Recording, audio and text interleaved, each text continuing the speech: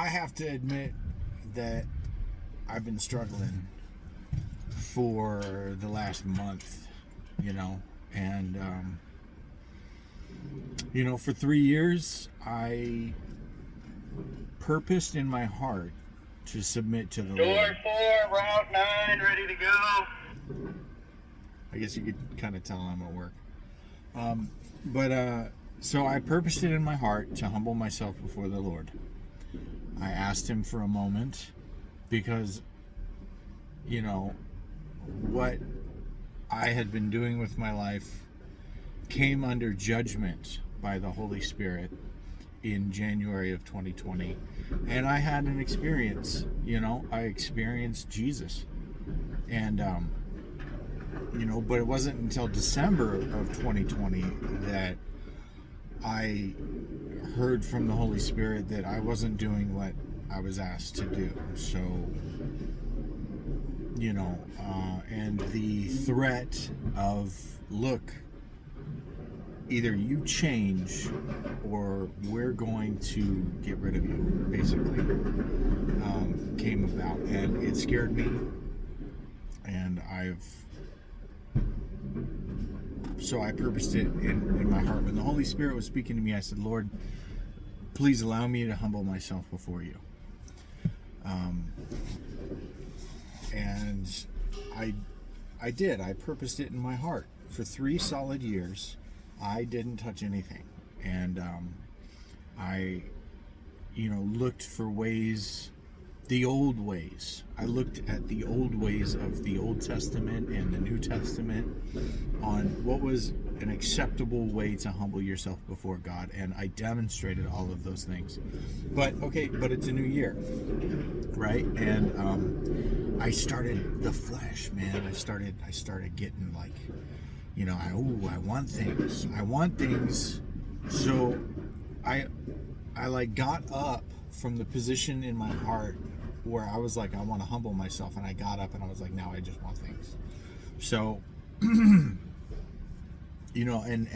I haven't been doing Bible studies because I feel like I can't touch the Bible. It's gotten too real for me. The characters of the Word have started manifesting in my life, and I didn't know that they can do that because I was told that God doesn't talk to people anymore. That was Old Testament or that was New Testament, but God doesn't speak today. Well, why not? Why can't he speak? Well, who are you to tell God what he can do? Right? And then it happens to you, and you realize that God's a lot closer than you thought he was. He's not like in heaven in some faraway place, disassociated with the daily happenings of everyone's lives. He's very much in the redemptive process of the war has been won. He spilled his blood. He's risen from the grave, and he's been crowned king, and he is the governmental head of basically the new order of the world,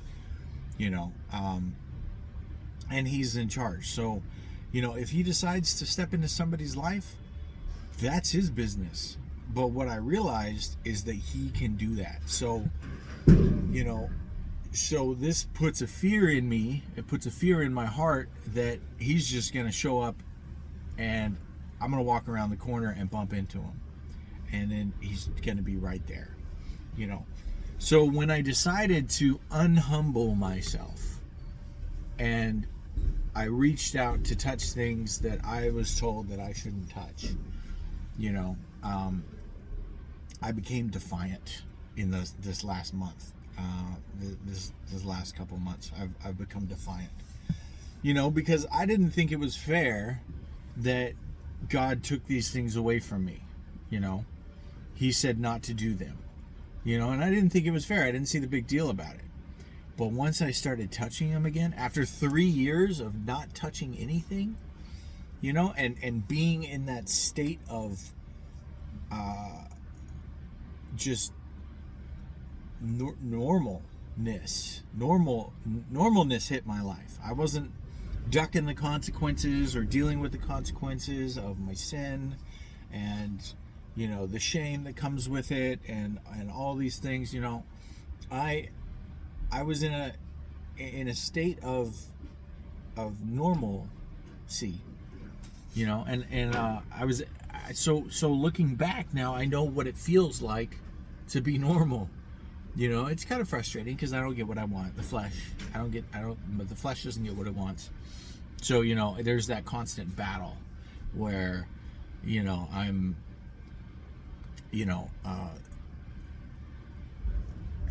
so anyway, so I went back to it. I started playing around with all the things that the Lord had said that I shouldn't touch anymore. And you know what? When I got it, yeah, there was a moment of gratification, but that was all. It was just a moment, and then the moment was gone, and then I'd have to repeat what I was doing to get that gratification again. And I just felt, it made me depressed, so depressed, and I can feel the separation between me and God, like he turned his face from me, like he would shut his ear to my prayer. Like I couldn't even talk to him. I couldn't even come to him in prayer because I was actively involved in my sin, and so it just made me feel ugly. And revisiting all of my sin systematically, I'd be like, well, what about this? And then I go and I touch that. And what about this? And what about that? And what about that? And the Holy Spirit would be there, and then he'd be like, no, don't touch that, don't touch that. So but now I see, I've come to a place where I see what the Lord's talking about. I understand why he told me that these things I shouldn't touch, because they all lead back to my sickness, the sickness that he was trying to free me from, that I was praying to be freed from, came with rules. Don't touch this, don't touch that, rules. And I broke the rules, and I saw how quickly, because I tried to compartmentalize, well, what if I only touch this and I don't touch these things over here? I'll only touch this thing, so I was trying to compartmentalize. But sin doesn't work that way. Sin is progressive, and my flesh is hungry. It's like an animal. Just you feed it once, and then that's it. That's all it takes, man. Just that one thing. And so anyways, so I did it, man. I stepped out and I sinned, and I did it again, and then I tried out all the things that I wasn't supposed to touch. And what I've come to realize is that I don't actually want these things. They were things that I used to want. But now that I've seen a better way, I've come to agree with the Lord that he is right. Of course he's right, but I was doing everything that I was doing out of fear of death. Sin in its full maturity is death. So when you sin, you're courting death in a relationship. I am aging myself through my sin. And it's breaking me down. It would break me down if I'd let it. It would kill me if I let it. The flesh is a liar. It says that it wants these things, and then you go out and get those things, and it brings ruin to your life. So, but if I hadn't have stepped out and saw for myself why the Lord said don't do these things, I would have still been operating out of fear, and not because I genuinely want to obey God and I agree with him that these things are not good for my life. So there was a moment where I was like, man, Jesus is just going to walk around the corner and strike me down. The further I got into my sin, the more I felt that he was just going to strike me down. And I don't like that feeling. You know, it's not good to walk around like that in your daily life.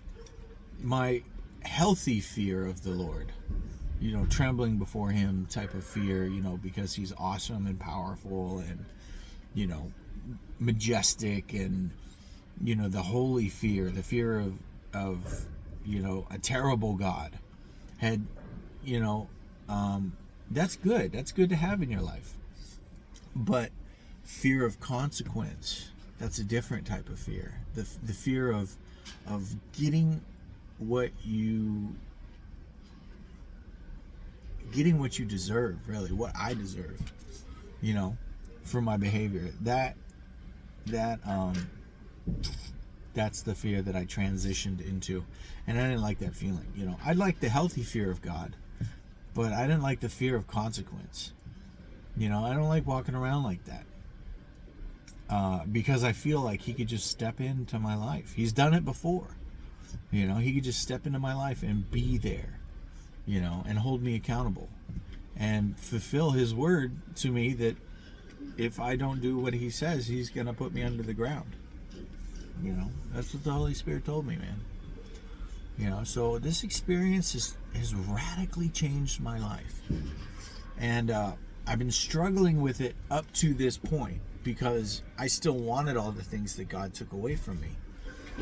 But now I've kind of changed my mind.